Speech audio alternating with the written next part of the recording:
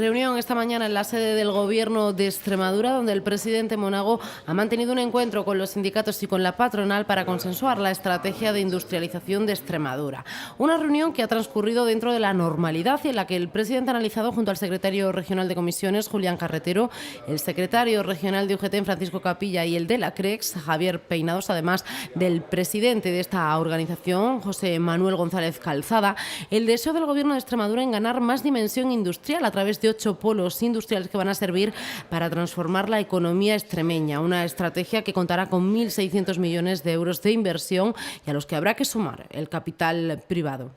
Les anuncio también que nos hemos marcado como objetivo la captación de una inversión privada de más de 900 millones de euros en proyectos industriales estratégicos para Extremadura hasta el año 2020. Tras esta primera toma de contacto, el presidente Monago asegura que se mantendrán las conversaciones oportunas y que en una segunda fase se hará lo propio con los grupos parlamentarios. De esta manera se dará, dice, un paso adelante para la industrialización de Extremadura.